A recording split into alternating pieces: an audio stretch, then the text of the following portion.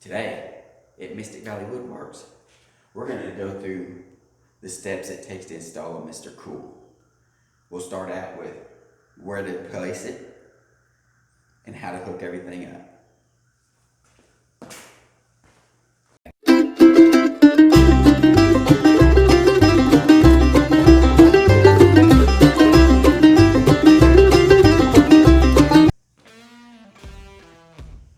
My Mr. Cool is the Advantage 18,000 BTUs, which is basically a ton and a half, close to a 2-ton.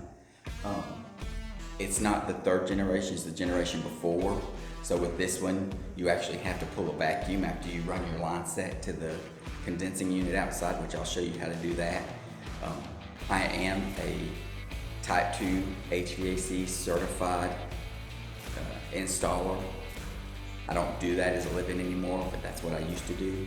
So I do have all the tools to pull the vacuum and stuff like that. If you do not have the vacuum pump, the gauges, and the ability to do that yourself, then I would suggest that you call a trained professional, a local HVAC contractor to do that for you.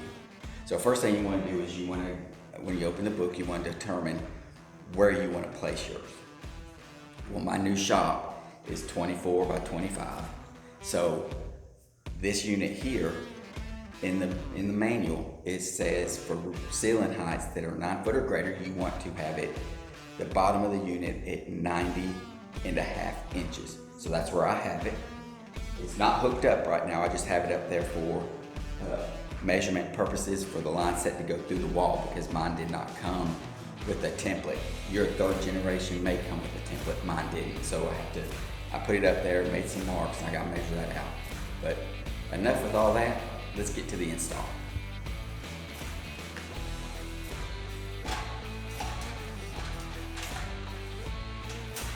So after determining where your hole size goes, or where your hole for your line set needs to go, you go ahead and drill it out. I went with the template on mine. It said 120 millimeters to the outside off this edge, and it said 40 millimeters from the bottom of the unit, not the bracket, but the unit. So that's where I'm going to drill my hole. My hole takes a 2.5 inch hole saw. Yours may be different.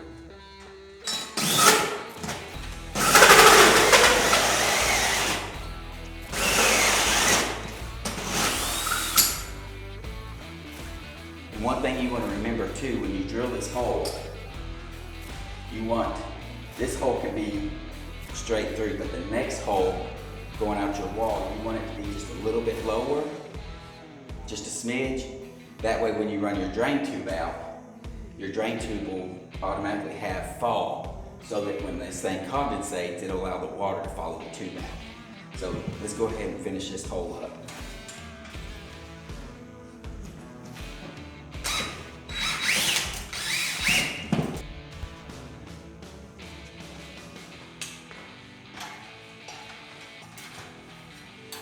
So once you have your hole, you have this sleeve, okay? It's got lines on it, so you figure out what you need from the outside in. We're coming this way. I'm going to put mine with this piece on the outside. The outside of my building is sharp metal, and I'm going to be turning it down, so I want it to be protected against this right here. So the next thing we're going to do is we're going to cut this off at 3 1/4 inches, and we're going to install it.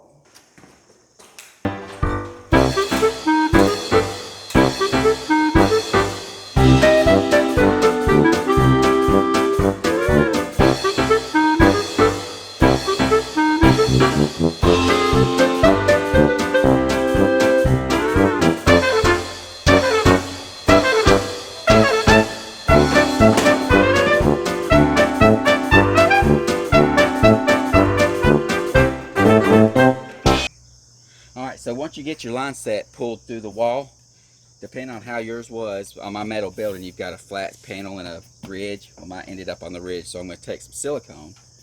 I want to caulk that, and then we're going to shape this down the wall.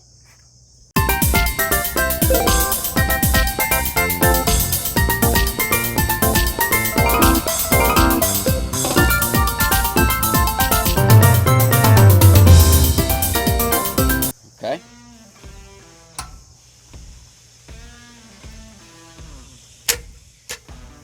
gently work your line set down the wall.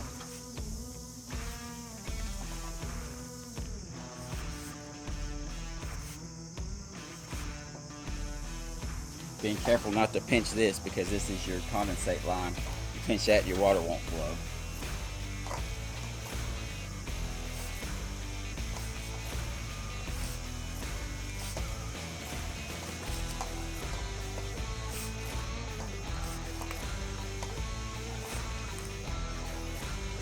Okay, now we'll get the other piece of the line set and we'll run from here down to our unit. Alright, so once you've got your line set shaped, I pulled my condensate off to the side just a little bit so it won't kink. Once you've got it shaped where you want it, in your package you'll get a little thing of sealing clay. Sealing.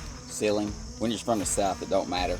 Sealing like a roof and sealing like sealing something up. Word means the same thing. Spelled different, but it means the same thing. So, you want to take this stuff right here, this clay, and break it up in pieces if you need to. But you want to shove it. You want to shove it right in there like that. And what that's going to do is that's going to help with air infiltration. It's going to help just keep everything in place. Okay. Now, one thing I do recommend is buying the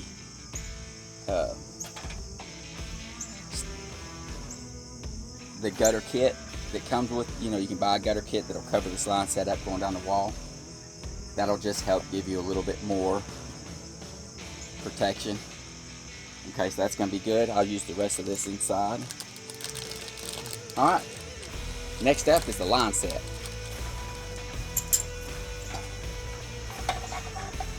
Alright, so now that we've got our clay in, I went ahead and put my piece for the cover that's going to come down the wall. I want to go ahead and put that on.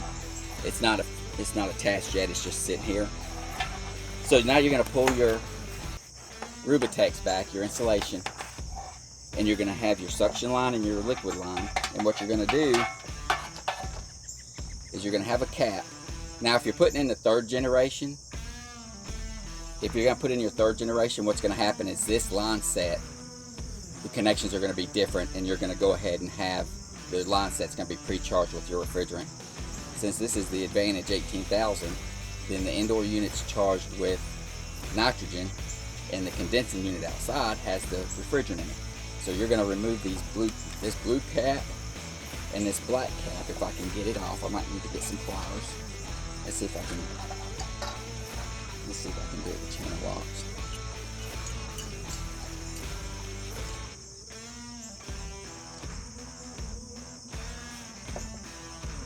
Yeah, there we go.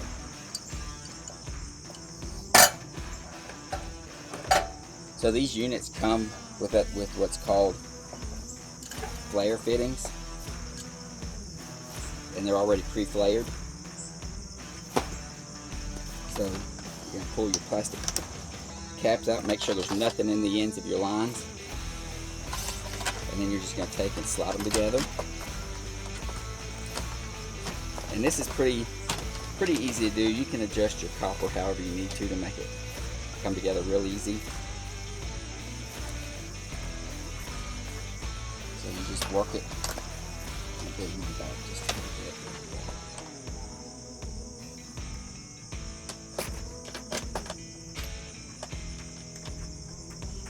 There we go, it started.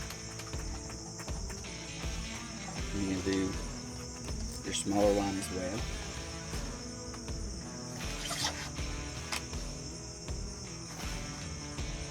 And then what you're going to do is you're going to tighten these down with your channel locks, or I mean with your crescent wrench, or whatever tools you may have to do it with.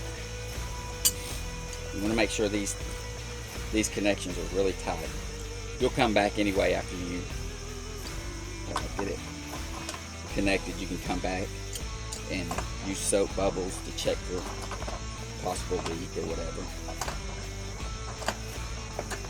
But if you're pulling a vacuum, you'll be able to tell by your vacuum pump, because your vacuum pump will drop. The vacuum will go away if there's a leak. So if you're at 29.9 inches of vacuum and you see it starting to drop, then you know it's going back to a 0 water column, then you know you've got a leak.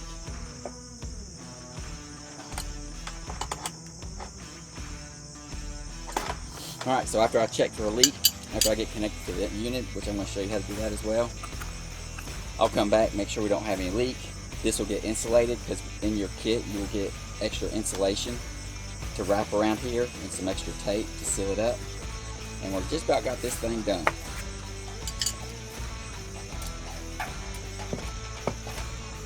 Alright, so once you've got your line set down the wall and over to the back of your unit, you're going to want to take your cover off, because this is where your service valves are going to be.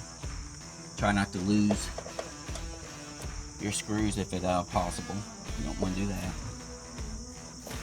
Okay, so we're going to do, and there's your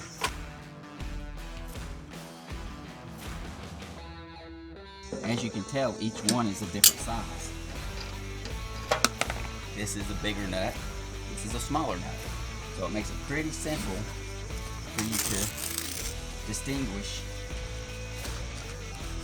which one goes where. These lines are pretty flexible, so you just shape them how you need to, but be careful because you don't want to kink them. And after you get it hooked up, you can adjust them however you need to get it where you want it to be.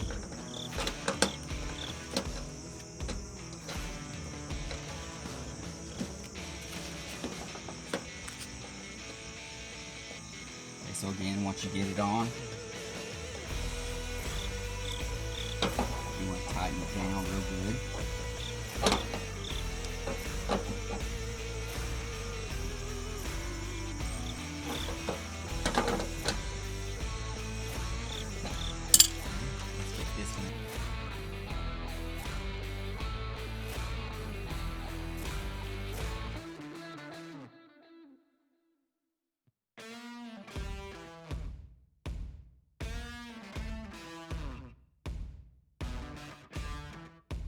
Okay, so the next thing you're going to do before you do anything is you're going to have your extension cord pulled, if you need one, for your vacuum pump. You're going to take a set of refrigeration hoses,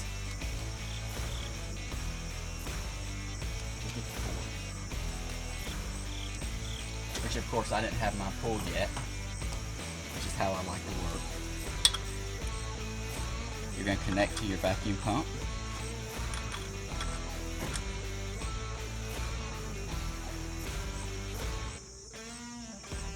And you're going to take your low side, which is your blue, and you're going to connect. First, I almost forgot. These are not a standard HVAC connection, so you have to get an adapter, and this adapter goes from a 1/4 inch to a 3/8. So you got to put your adapter on. The adapter does not come with your Mr. Cool kit.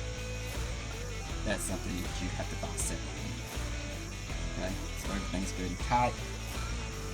Got your vacuum pump plugged in. And you're going to let this run for about 30 minutes or longer. Open up your low side of your gauge. Turn your pump on and we'll come back when we got a vacuum pulled. Okay, so one of the things I did, remember I was talking earlier about try not to kink it? Well, I did. And you can fix it. Okay, all you have to do is reshape your line set. Okay? Take your line set loose, whichever one's kinked, readjust it, try to straighten it out.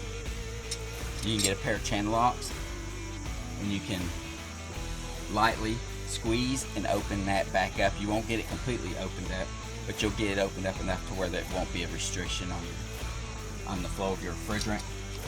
Okay, because that's all we're trying to prevent is a refrigerant flow restriction. Okay, so again, we're back to our suction line, which is your big one, your liquid line, which is your little one, which in this case, it's not that big of a deal to understand that because you know which one's going where, but it just has to do with the process. So we're gonna go ahead and we're gonna restart our vacuum again, and things happen. Okay, so here we are. Off camera, I went ahead and ran my power line to the unit. I went ahead and wired in the control wire to the unit. We've been holding vacuum now for quite some time, for at least a couple of hours. So what I'm going to do is I'm going to go ahead and take this yellow gauge line off.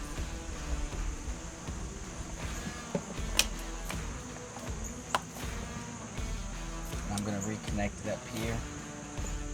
So then we're going to take our service caps off, which are the two caps here on your line set. Get two tails off.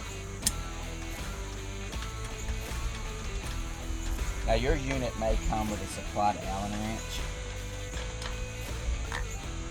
I didn't find one with mine, but I have a service wrench from where I used to do this kind of work for a living. So the first thing we're going to do is we're going to open the suction line.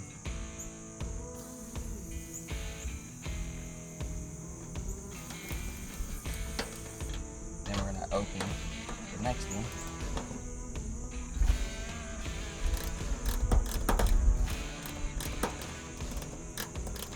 And right now we're ready to run. All we have to do is turn the power on. Right there.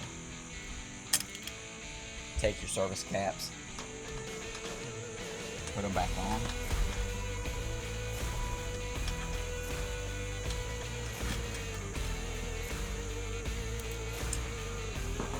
Tighten them down just a little bit.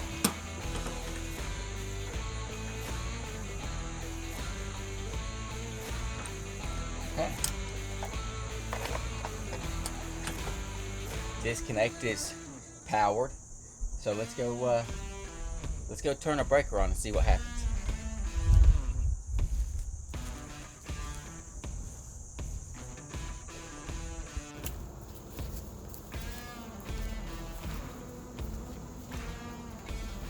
Okay guys, so as you can see, I've got my data cables wired in, which it'll show you in your instructions how to do that. It's gonna be, when your data cable, when you get that out of the box, you're going to have a red, a black, a white, and a green. And what I did is I just looked at 1, 2, and 3, because you'll have 1, 2, 3. You'll have 1, 2, 3 on the inside as well. You just want to follow the wiring diagram, and more than likely, it's probably going to be like mine was. It's going to be red, black, white. White being your data wire, which is what feeds the information from here to the indoor unit. And then your green's gonna be your ground. System is running. So last time we were here, I had fixed the crimp in the line. I went ahead and pulled another vacuum. I still have to strap my electrical cable down. It's still a little loose. So I'm just gonna use a 2-hole strap for that, fix that. Vacuum was pulled, system was released, which I'll use the provided Allen wrench to open up the caps to release that refrigerant. I went ahead and off camera, I went ahead and insulated or used the gutter stuff. There'll be links in the descriptions for all this stuff. I can't remember the name of it right now, but it's basically the cover for the line set coming down. There'll be a link in the description for the disconnect. There'll be a link in the description for this whip right here. And let me take you inside and show you the inside. And again, I want to show you this too while we're looking at it. Right there, you can see that's the cover. And again, there'll be a link in the description for that. Line set comes down, runs across, This is the unit, outside unit.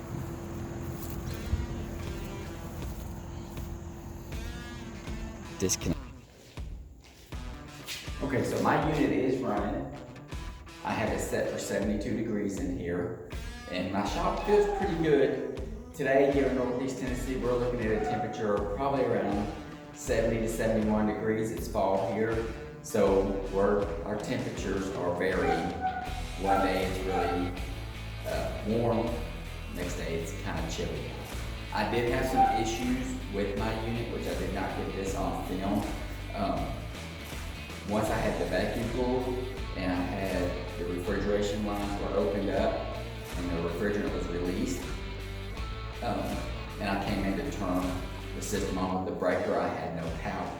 So I had to do some electrical work there. I used my meter and I checked my breaker, which I installed a brand new square D home light breaker box, and I had a double pole 15 amp breaker in there, which is good for 230 volts, which is what this system is, okay?